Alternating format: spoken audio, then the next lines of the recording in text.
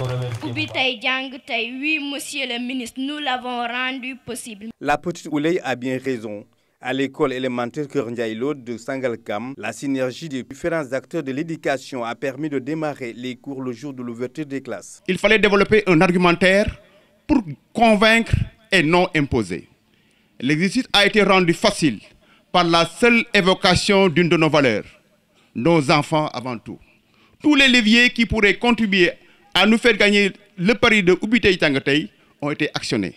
Résultat, pari gagné. Un pari gagné grâce à un engagement sans faille d'une équipe pédagogique dynamique. Lorsque des hommes sont déterminés, engagés à pousser l'école pour la collectivité et pour les apprenants, évidemment cet engagement les pousse à réaliser leurs objectifs. Et c'est pourquoi c'est un cas exemplaire, un modèle qui doit être imité. En effectuant le déplacement dans cet établissement, le ministre de l'Éducation nationale a voulu témoigner la satisfaction et la reconnaissance du gouvernement à l'endroit des populations de la localité, mais aussi pour donner en exemple l'école 1 de Keur Ndiaye Lo. C'est le président Mandela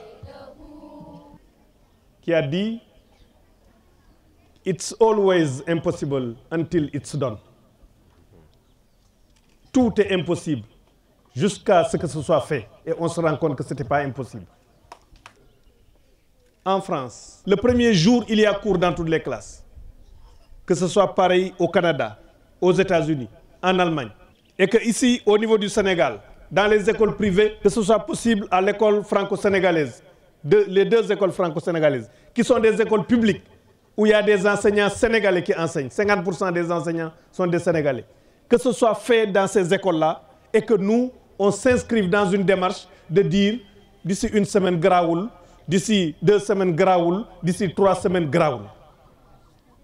Il faut qu'on ait l'ambition pour notre pays de nous dire d'autres peuples le font, nous le faisons.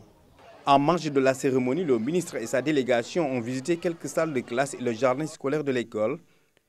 Les populations ont exprimé leur satisfaction et ont saisi l'occasion pour solliciter entre autres la construction d'un lycée.